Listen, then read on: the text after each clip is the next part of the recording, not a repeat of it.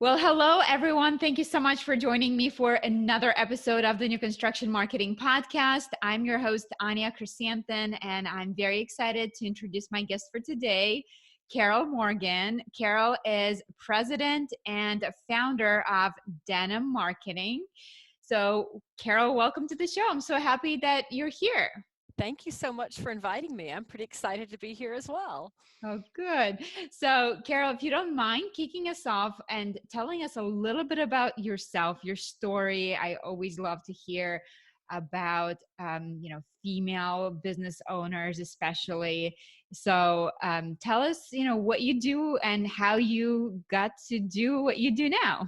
Oh, wow. It's kind of a long story, but I'll give you guys the abridged version. I worked in nonprofit for several attractions and then decided I wanted to go work for a for-profit business. So I started the PR division for a marketing firm here in Atlanta, and they focused on retail and real estate because everybody always wonders how I got from nonprofit attractions to real estate. So I was with them about a year and then got pregnant with my first and only son, and he was a very fussy baby. So I blame him on the shove to go out on my own. So 21 years ago, I started Flammer Relations Inc., which is Denim Marketing, and have never looked back. And of course, he just turned 21, which is just so weird to have a 21-year-old son. Um, Oh, that's so yeah. cool. So what's the behind the name Denim Marketing? How did you come up with that? We just wanted something fun that really related to who we are. So we like denim marketing because it's a comfortable fit. I like that. Denim just plays so well. It's reliable, it's rugged, it's there for you. You can dress it up, you can dress it down. And it really just played into the culture of our agency. We're reliable. We're absolutely a tried and true content machine. And we just felt like denim, really, it just related so well to who we are and what we do. So we went with it and we've had a blast branding with it. Awesome. Yeah, I mean, I can't even imagine having a 21-year-old, but I have two 8-year-olds, and I'm still in shock because now I'm expecting my third. Oh, congratulations. Thank you. And so I'm, my husband and I always talk to each other, and it's just like yesterday we were like frantically going between these two tiny 4-pound twin babies and like trying to figure out which one to pick up first to feed every 4 hours, and like that whole nightmare of that. And now they're 8 and, independent, and the stuff that they say, and next 8 years are going to go by, I'm sure, even faster, and I'll be 16 and driving, and I'm like, oh my gosh, I like what know. is happening right now? It's crazy. Time goes so fast. Well, I laugh. I like to tell my son he's not quite the oldest. I have a 25-year-old horse, and I've had her since she was 2. So, Wow. yeah, it's kind of interesting. I didn't realize horses live that Oh, long. they will. I had one that made it almost to 30, so we'll see how long Wow. she makes it. So, yeah. Amazing. Yeah, I always love to see all of your adventures with both your animals. So are you on the farm, or like what's the setup? Because I always see all these animals. I am on the farm. So, all right. So, full disclosure, Denim Marketing is located in the basement of my fabulous custom home. We have, you can see, full daylight basement, separate entrance, exit, bathrooms. We're all down here. This is work from home Wednesday today. So, I'm the only one in the office, which is not quite true because Courtney came in today. So, she's on the other side of this wall. And then I think you can see, well, maybe you can't see him now. If I scoot over, there was a dog back there. I don't know if you'll see him, but there are 2 German shepherds in the office with me today, and my big fat orange kitty is over there asleep on a dog bed. But yeah, my staff comes here 3 days a week, and then we have 2 work from home days, so it works quite well. I always work from home. That's nice. So how many people do you have on staff now? Right, myself plus 4 others. Wow. So Yes, there's you're 5 of us. Yeah. And so tell us a little bit more about your agency, and what do you guys do day in, day out? Most of what we do focuses around content and strategic marketing. So we put together full comprehensive strategic marketing plans for clients, especially for our clients that don't have a marketing director or anyone that sits in that marketing seat. And then for our clients that have that person, the bulk of what we do is content. So public relations, we still do traditional media relations and score lots of coverage in the press. We write a ton of blog posts. We blog for most of our clients, as if we were them. And those are all, a unique quality content that you won't find on anyone else's site. And then social media, lots and lots and lots of social media, organic as well as paid. So we have been having a weekly meeting with our Facebook consultant to get even better at targeting Facebook ads. So I'm really excited about that. And then we do a lot of email marketing as well. So, if you think of it as something that can be written, we probably do it. We write a lot of awards. We'll write a letter or proof or warranty book. And most of our clients are builders or developers or remodelers, somehow tied to this industry, maybe a product or service related to the industry as well. Yeah. Yeah. And obviously you've been, tied with the building industry for quite some time. And I know you're involved with NHB and PWB. So can you talk to us a little bit about your involvement with some of those organizations? Because some of the listeners may not be aware of all the different opportunities that are Right. available to them, all the different things that NHB provides. So I always like to get my guest perspective, Yeah. especially those who've been there and done it, because I feel like a green, rookie on that side, because my builder, when I worked for a builder, never did anything with this. So when I started my podcast, it was kind of like, oh, wow, there's this, there's that.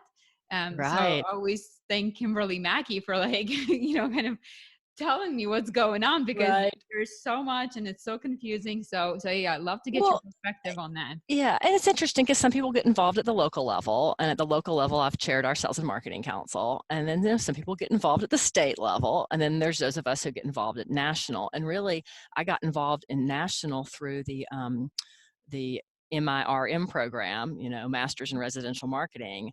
I got that designation, and at the time I got it, then there was a big awards ceremony at National, and then they encouraged you to come back and come to spring and fall, leadership meetings as well as IBS. So I started attending meetings in 2005, and I think I've maybe missed one spring, fall, or IBS in that whole time. So through that, I got involved with Professional Women in Building, which really was just hugely instrumental for me. That group of women, and it was kind of funny. So since you called out Kimberly Mackey, I'll call out Tammy Smoot. So Tammy Smoot said to me, "Oh, you like to write? Come on, come to the communications meeting. It'll be easy." So they first got me writing for Building Women magazine, writing articles for that, and then helping with communications, just as a volunteer. And then I chaired chaired that committee for 2 years, and then after that started moving up the ladder to chair PWB. PWB has a really great, um, you know, just leadership line. They really show you what you need to do to move up in the organization. So, our goal in PWB nationally is to replace ourselves at the national level as we move up, and then also to look for other opportunities in the organization. So since then, I have chaired membership, which was really a lot of fun. That was during Randy Newell's year when we first started seeing membership tick up again at the national level. And I still help membership with the Spike Working Group, because we're working to completely revamp the Spike program, and I think you guys are going to love it. It's much more like a membership rewards program, or it will be once it comes out of the box. And Wins. then, oh yeah, go ahead. Isn't that cool? Yeah. And then I am second vice president of associates. So I will chair associates the year that Jerry Conter chairs NHB, and that's 2023. But for me, it's how I give back to the organization that's given me so much. Every single one of my clients is some way tied to home building, whether it's, a granite countertop company, or whether it's a mortgage company that, sponsors my radio podcast, or whether it's, the builder or the developer that we're helping to promote their communities and homes. So to me, it's a good way for me to give back. So Okay, so speaking yeah, of your radio podcast, yeah. what's that all about? Give us a little plug. Okay, a little plug. It's Atlanta Real Estate Forum Radio. We air shows on Wednesdays and Thursdays. We have 2 different segments. One's all about real estate. So that's interviews with the movers and shakers in Atlanta, who are, that's the who's who of Atlanta real estate. And then our other show is called Around Atlanta. And it's fun things to see and do in Atlanta, the reasons that everybody lives here. So we're either promoting an event or an attraction, or maybe just a nonprofit on there, so that people can find ways to get plugged in and network and volunteer. And those are really a lot of fun too. So yeah, you could find us on all the different podcasts, just like you can find Anya's show. So Awesome. look So for us. what's the name of the podcast again? If somebody's in the Atlanta area wants to Yep. really check it out. Atlanta Real Estate Forum Radio. All right, cool. And And you you, guys, I will link that to show notes so you can check that out. excellent. So, Carol, speaking of IBS and all the spring and fall leaders, all the fun trips. So obviously we got to hang out a little bit at this year's IBS 2019. And I was fortunate enough to sit in one of your presentations, Netiquette. So tell us a little bit about the name of the presentation. Yeah. What was it all about? Because I thought that that topic was just perfect for my audience. And, how can we improve our communication? Yeah. So Netiquette's really all about etiquette on the internet. So, you all know about etiquette and Emily Post and Amy Vanderbilt and the way you're supposed to dress and walk and hold your fork and all that. And even how you're supposed to communicate. We're all supposed to write those personal thank you notes that none of us write anymore. But so Netiquette is what you should be doing online. And it's become a really hot topic because all the generations communicate a little bit differently. And you can't really say each generation does exactly one thing because it's different within each generation. And then, you've got email and texting and all these different, instant apps, the messaging apps. Oh, and wait, there's a phone. You could pick up the phone and call someone, which What? I know, shocking. Almost none of us do that. So, Yeah. this class is just to address all that and to help people think through what should they be doing. Very cool. So speaking of different generations, can you Mhm. tell us a little bit about what you're seeing, the data that you have of how different Absolutely. generations can communicate Yeah. differently? Because that's one thing when I was sitting in the audience, I was a little surprised by some of the stats and especially what you were saying about the downsizer. So I'm going to Right. skip it. Well, it's interesting. So, we'll start with millennials because I think in a lot of ways they're the ones that have helped to shape where communication is going, probably more so than the other generations. They really hate talking on the phone, absolutely detest it. I have two millennials that work for me. They will screen my phone calls and text me back. So they'd prefer texting or messaging apps. They grew up with instant messaging, so they're really super used to it. Texting and email, they see email as a longer form. So if they're going to send somebody something lengthy and long, they're going to use email, especially in a business setting. But they don't see email as something they need to respond to as quickly. It's less urgent than a text or than an instant message. And they really like to think out their responses. I think because this is a generation who hasn't done as much face-to-face interaction, they want to really think before they write. And that's why they prefer texting or email to a conversation where you're thinking on your feet. Interesting. So yeah, isn't that interesting? Then So we of they course don't think email is super urgent. So when it comes no. to maybe client, um, a downsizer sending an email to a salesperson, uh, Yeah, well, and I think it's a little different in our industry though, because we're all trained to respond. So I know my Mhm. team responds pretty quickly, and let's hope that all the online sales counselors out there and all the agents out there are responding quickly to emails. Um, but the other thing it has to do with it's all about responding to that buyer the way they've approached you. So if they've texted you, you should probably text back. If they've Mhm. emailed you, you should email back. And even if the text is to say, oh, hey, great, I got your text, add a few sentences to and say, I've got a lot of information I'm going to send you, can I email it to you, or can I direct you to our website to view it. But it's really about keeping them in their comfort zone, which I think is hard, for some of us as salespeople. It might not be our comfort zone to have to pick up the phone and call them, but if they've called you, you should really call them back. Good point. Good point. Yeah. Yeah, I have some clients that only want to use the phone, and it's to me so bizarre, but every time they call, I pick up just because um, I know, I'd rather talk to them on the phone when they're ready to call me than me having to call them later. So yeah, right. even though my first instinct is like send to voicemail. Exactly. Exactly. And I think everyone's gotten that way now. It's like, oh, we don't really have to talk on this. It's not important. They can text me if it's important. Yep. But So, remember, it's about the client and how you can right. accommodate them. And so if they're Mhm. approach is by phone, then you should absolutely take that phone call and talk to them in person. Right. All right, great. So Absolutely. those are our millennials. So Yep. what Let's about we'll dive into our Gen X. yeah, the middle let's generation? let's dive into Gen X, which is my generation. And of course, we grew up and adapted to this technology. And a lot of the technology is technology our generation actually invented. But we grew up with the emergence of the PC. We lived through the dot-com bust, and of course, the introduction of the cell phone. Mine's not very far away; it's right here. And of course, we remember the old bag phones and the flip phones and all that craziness. We're technology savvy, but we might gravitate a little bit more toward traditional media just because that's what we're used to. And we can be reached through a variety of technologies. I would say Gen X, and it's actually interesting, there's studies that have been done that say we're the most adaptable just because we've had to be the most adaptable. Mm. We've created it, we've lived through it all, and if we've wanted to stay relevant in business, you've had to figure out how to work through it. So that's kind of interesting. But I Yeah. would still say that Gen X really doesn't want to talk on the telephone. So, you So know, texting and I emailing is think fine. texting and email has become prevalent for everyone. Mm-hmm. Even my mom texts and emails now.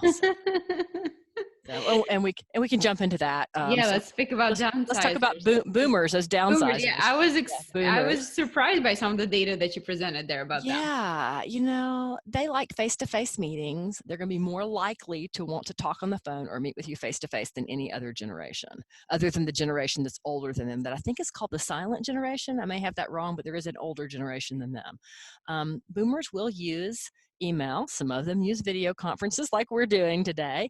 It just depends on their level of technology savvy. So you need to ask them what they're comfortable with before you just decide because of their age group that they're not comfortable with any of this. They may be comfortable with all of it. And just stay accessible and visible for them. They are going to expect a response via whatever method they use to reach you. So if they've reached you via phone, call them back. If they've texted you, text them back. But they're going to want more of that one-on-one personal attention than the other generations, just because that's what they're used to.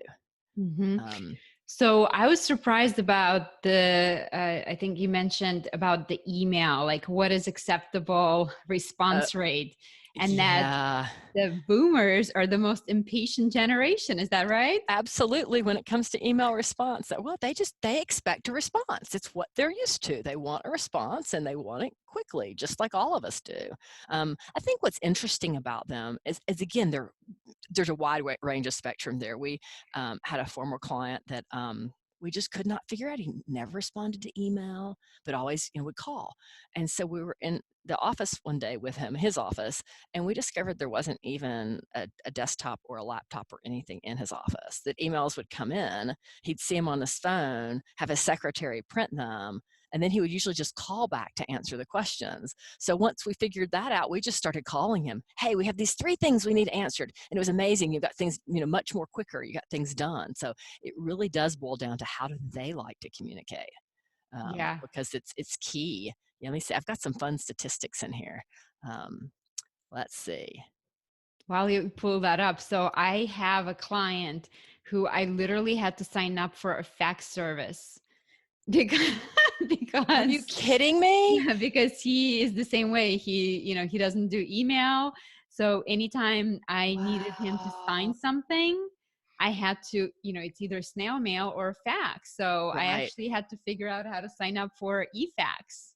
That's crazy. Yeah, I can't tell you the last time I got a fax that wasn't junk. And that's even on we have an eFax. So, it's a phone number that doesn't exist in the office and it just shows up in my email, which is perfect. So I guess it's a fax to email, but most of what I get is, a trip somewhere or free tax service or it's Yeah. crazy offers that are just spam. So although I have heard that some of the banks are going back to fax just because it can't be hacked. That's what I So heard too, which sounds uh-huh. so insane. I know. So it's going to be interesting to see in this world of hackers and spam and people who want to break into all this digital technology if some of the older technologies come back just to provide more of a safety net. But yeah, I have some really fun text messaging stats. So I think the first one is kind of I think we all know that texting is the most widely used and frequently used app on the smartphone. 97% of Americans use it almost once a day. Over 6 billion text messages are sent in the US each day. 6 6 billion. billion. That's a Wow. huge number. Now, this is interesting. Text messages have a 98% open rate as Mm-hmm. opposed to email, which has a 20% open rate. To Mm-hmm. think about that. And that's something to really keep in mind if you are emailing your customers and you've emailed something that they've asked for, or you've emailed them something you haven't heard back, Mm-hmm. they might not have gotten it. They might not have opened it. It might have gone to junk or spam or somewhere else. So you might want to follow up via email or via phone just to make sure, hey, I'm not trying to bug you, but I just want to make sure you got that and you saw it. Because the reality is we all get, you get 10 emails you wish you weren't on that list for every one you get that you want to read. Yes. So So, actually, let me ask you this. So, is it appropriate to, like, say if the client has never texted us, is it appropriate for us to text the client first? And I guess let's talk a little bit about you some know, of the etiquette around texting yeah, clients, because, you know, first, texting is still such a personable form of communication, yeah. that, so what's I the think right way to approach it? I think it's becoming a little less personal and a little more business. Hmm. But if you text them, your first text might just want you may just want to say, "Hey, this is Anya. Is it okay to text you? I thought this might be faster." you know and see if they respond or not. Their response or lack of a response will tell you whether it's okay to do or not, because that is a little bit more personal. Hmm. um, you know and and for me, I can give you a perfect example. I volunteer for, it's called Canine Pet Rescue. You can all look them up on Facebook. They're a German Shepherd rescue group, and I run their social media, their Facebook page. Somebody else runs Instagram, and I don't think anyone's running Twitter, but I get emails from them about dogs. I get texts from them about dogs, and I get messages on the Facebook private volunteer group, as well as in my message inbox. So I Hmm. have 4 different places I have to look to try to figure out what we're promoting this week as far as which dogs need to be adopted or, need a foster home. And I think it's true for a lot of us. The problem is if you're not communicating with somebody in their preferred place, it might get lost in the shuffle. Because for me, it's just easier for me if everything business related is in my email. So a lot of times I'll cut and paste things from those other places and put them in my email because I'm less likely to forget about it. The Hmm. problem for me with Messenger or text is it gets buried, and then you're like, oh no, Anya sent me something somewhere. Where is it? So that's my biggest concern about messaging or texting somewhere outside of their comfort zone, is Hmm. they might just completely miss it or forget about it. Yeah. So What about, like, the time of the day to text? Because, sometimes I'll get text message, like I'll wake up in the morning, uh-huh. and I'll look at my phone, and the text came through at like 10:30 or 11 o'clock at night from a Right. client, Yeah. and it's like, if I was awake, which, these days I'm asleep by 9 Sleep, o'clock. right. Would you Like, respond to it if you were awake? right. I Like, guess, so that's the question, would because, you, should you? I mean, to some extent, I think if you respond to people that far after hours, you're training them that it's okay. right. And, we're all on 24/7 already. I mean, to me, it depends on what it is. If it's something that really needs to be fixed or that's urgent, I'm going to respond to it. But Mhm. actually, you said that, and I'm now like wanting to look at my phone because somebody from the West Coast did text me late last night, and I saw it this morning at 6, and haven't responded to it. Now I don't even remember what it was, because it came through at like midnight last night, which of Mhm. course was 9 o'clock their time, and it's a friend, so it wasn't, like it was an invasion of my personal space or whatever. But yeah, so I think those are things we all have to think about and work through and figure out how it works in business today. Mhm. Yeah. Yeah, so I guess that's where you have to figure out, if you work for a builder and you do give out your personal cell phone number to clients, like, what are you okay with doing? Because, and I don't know, maybe you know this. Um, I know on the iPhone, I don't think there's an out of office responder. I think Android has that. um, Oh, yeah. I don't know where if there's an out of office on the iPhone either, but you can put it on do not disturb for certain hours and then put people on a special list so your family, if they call twice in a row real quick, it'll still ring. right, Um, but what I'm saying, like, say if you engaged with clients in texting, uh-huh. and now, it's say Tuesday, Wednesday, and it's your days Day off, off, right. and somebody starts to text you, They're gonna like when you get an mm-hmm. email, they're going to get an out of office. And like, Right. I think unless it's something super urgent, and hopefully you have some kind of a backup, to say, hey, if I'm out of office, contact my assistant or whatever. And typically, if Yeah. people get out of office with an email, I think they're Mm-hmm. okay knowing that, oh, okay, these are her days off. She's going to get back to me on Thursday. Right.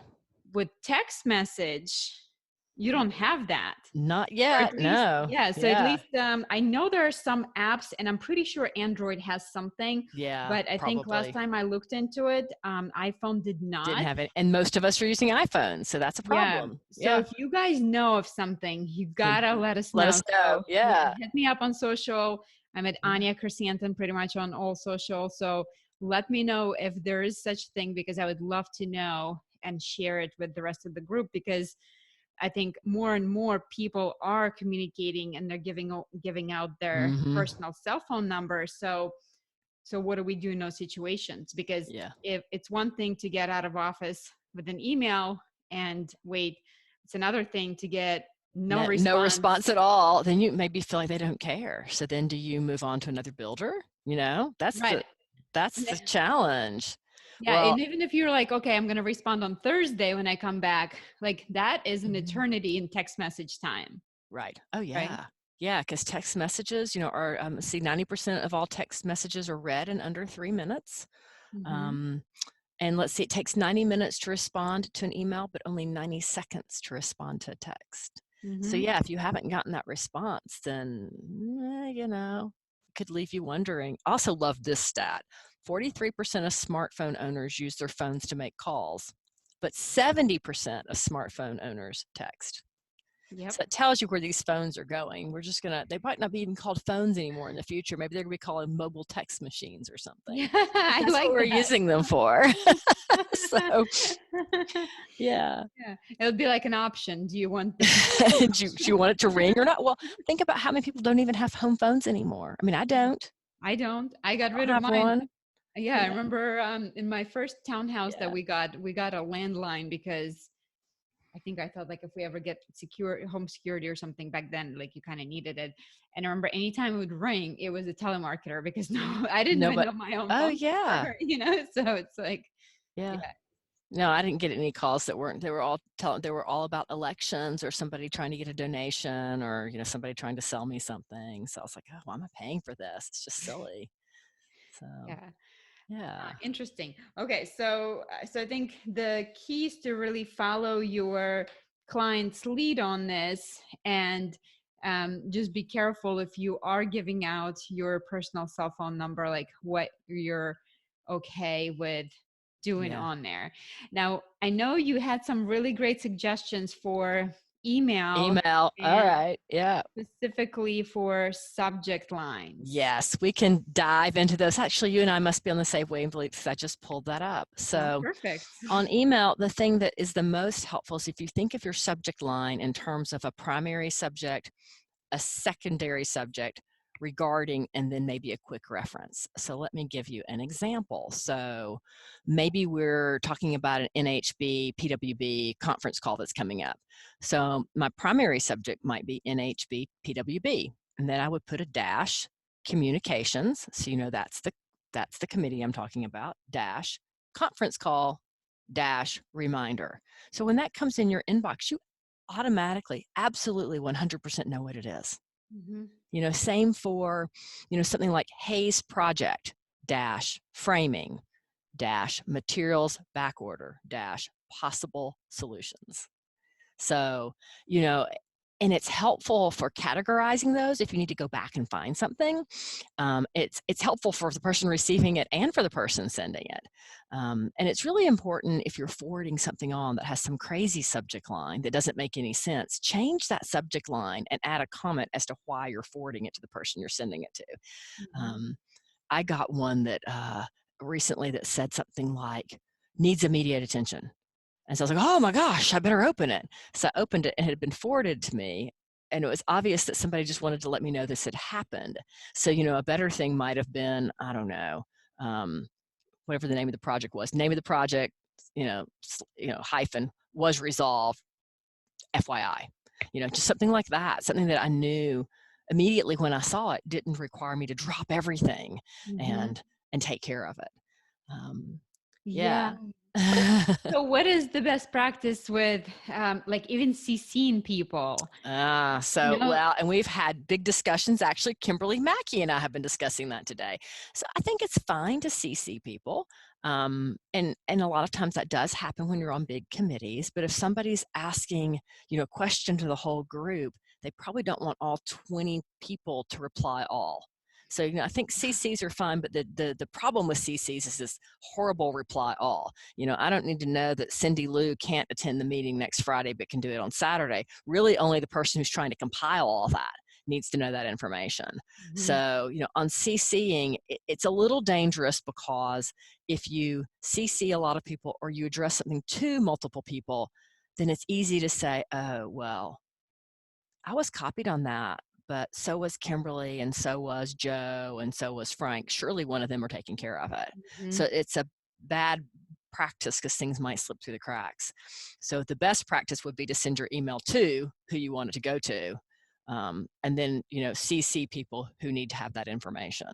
Um, Yeah, so I see that a lot yeah, happening between the project manager and the client, right. and who is the sales rep is then like in the middle. And if you can imagine like how many clients you have, Oh yeah, then suddenly like your inbox is flooded with all these emails, and it's like, is it something do I need to know? Is there something happening? Like, yeah, so it comes to the point where like if you open a few of them and it's just communication between the client and the project manager, and it's not something that you need to know, right. suddenly you get into a habit of then just straight up deleting them. But then Then something important happens. and it's like, well, we were CC'd on it, and it's like, yeah, but But you CC me on 100 emails a week and I can't keep up with it. Yeah, I get that. I think it's a little bit of a dangerous practice. If the person doesn't really need to be copied, then don't copy them. Um, yeah, so that's you maybe a know, conversation that you need to have with your project manager and the client at the pre-construction meeting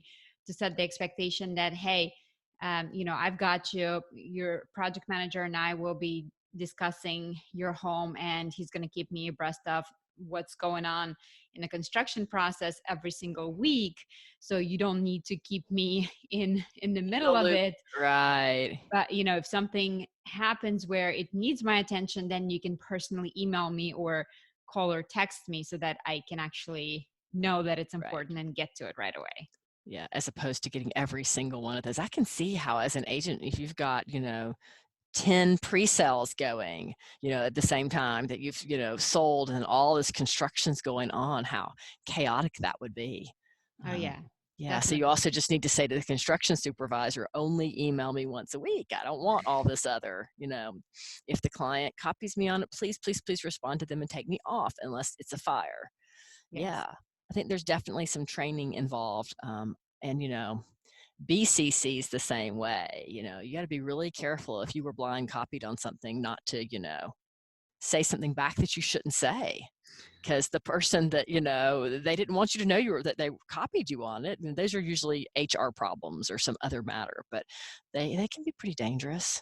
Mm-hmm. And it's important not to put anything in an email or any of these methods of communications that you don't want to come back and haunt you. I mean, just ask our friend Hillary about that. Hillary Clinton, she knows about email and how it comes back to haunt you. It's forever. If you put it in electronic communication, somebody somewhere will find it if you don't want them to. Oh yes. Yeah. Speaking of being careful, I remember I had this situation. Oh, it was horrible. So I was texting with the client, Uh-huh. and well, she was, I guess, a prospect, I should say. She wasn't a client. She was, one of those people that was like taking up all my time, driving me completely crazy. And this was going on for like months and months and months, Oh, and she was wow. back in again. And my sales manager at the time was asking me like, so what's going on? And I responded Did with you? with somebody being a huge pain, and you know what. Uh-huh. And guess who I send it to? You sent it to her, of course, by accident. Isn't that how that happens? And Yeah. then, as soon as I hit that send, it was like, oh, like the prickly feeling in the back of your Uh, neck starts yeah. to go up, and you're suddenly turn like bright red, and you're like, how do I get this text message back? How do I get? And of course, there's no back button. So that is something you got to be careful with, because I think we've all done something like that Right. at Right. Well, some point, where whether it's a group text and then you're mm-hmm. texting with somebody else and you accidentally sent something to somebody that you didn't mean to send to. So yeah, Right. so be very, very Yeah. careful with that. Same is true on email or any of these, address with care. Make sure that the Carol you're sending it to is the Carol you Mhm. want to send it to. I get all sorts of crazy stuff that I'm like, I know you didn't mean to send this to me. Some schematic and engineering document was the last one I got. I'm like, I'm sure I'm the wrong Carol for this. I have no idea what to do with this. But be careful of who you send things to. And that's the other problem is, oh, you sent it, you didn't get a response, you didn't get a response, you didn't get a response. Maybe you sent it to the wrong person, So Yeah. be super careful that you're sending it to the right person. Yeah. And what's the, we talked a little bit about the reply all. So, and I actually just saw something on Facebook that said, when you reply all, a kitten dies somewhere. Yeah, It's like it's a picture. terrible. It's yeah. So who in the world still replies all? I Like, don't. there should be some kind of a class, or I don't know, I something agree. that Yeah. like it's like that driver that drives in in the left lane going below the speed limit, right? Right. Right. Oh yeah. I don't like that driver at all. No. So So do yeah. not reply all. Yes, do not reply all, just respond to the person who's asking you the question. And of course, maybe it'd be better if the person asking the question be CC'd everybody so that you couldn't reply all. So That's that might be an example that BCC is, acceptable. That way my inbox isn't full of, communications about committees. So yes. yeah. All right. So Carol, before I let you go, is there anything else that you can think of that you see people, like some of the biggest mistakes that they make, or maybe some of the best practices that you want to Yeah. leave us with? Well, I think the two things to keep in mind are emojis aren't universal. So that cute little smiley face that we're sending, if you're communicating with somebody in another country, it might not be a smiley face when it gets to them. And they're different, how the emoji looks is different on every single platform. Um, they look better now in my Microsoft Outlook than they ever have. So I think they're becoming more mainstream. And then same for abbreviations. I mean, you might know what COB means, but I actually texted it to someone who's like, what is that? What does that mean? So, you've got to be careful. You can't just assume that the abbreviations that you use every day in your business or with your friends are ones that other people know. And, you don't want to make somebody feel like you're trying to communicate with them in some secret language. Mm-hmm. So again, if you're communicating with somebody older and you're used to using, lots and lots of abbreviations, you might want to wait and see if they start using them first, because they might not understand any of them. Yeah. Yes. So be careful, especially in the business communication with your clients. I'd say keep it on the professional side rather Yeah. than a Yep. friendly side, so to speak. Like with texting, even with texting, just keep it professional. You can be a little bit more friendly, quote Right. unquote. Show your personality, but remember, they're your client, not your friend. Correct. Yeah. So not too many emojis. You might want to still use complete sentences. There's capitalization and periods in those, maybe some commas. So yeah, I agree with you on that, because they're your clients, and some of your clients are your friends, but you got to be a little careful with that because you don't want to be seen as unprofessional. Absolutely. Yeah. Well, Carol, thank you so much for sharing all of this great information with us. I think sometimes we forget that there still should be etiquette in the way we communicate, and etiquette never goes out of style.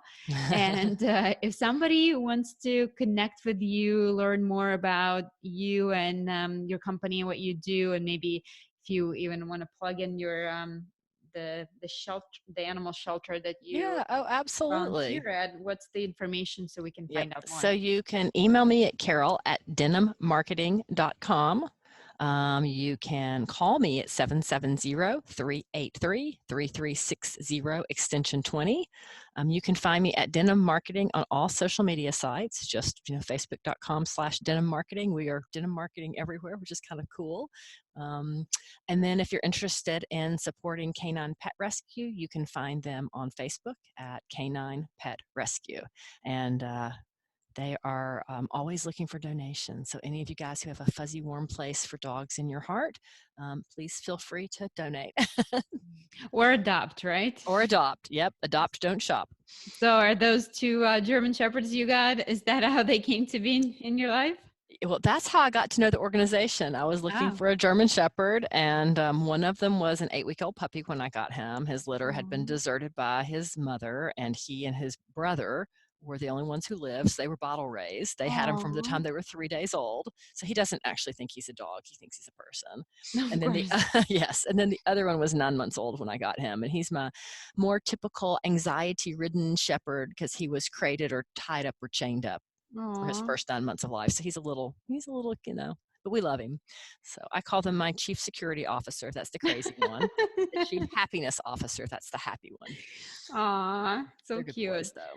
Well, I'll link all of this information in the show notes so you guys can reach out to Carol to learn more. And of course, if you love animals like I do, make sure you get involved and check out the organization as well. So, Carol, thank you so much for being on. I really appreciate you, and hopefully, I'll have you back in the near future. Thank you, Anya. I appreciate being on the show. Have a great rest of your day. You too. Bye. Bye bye.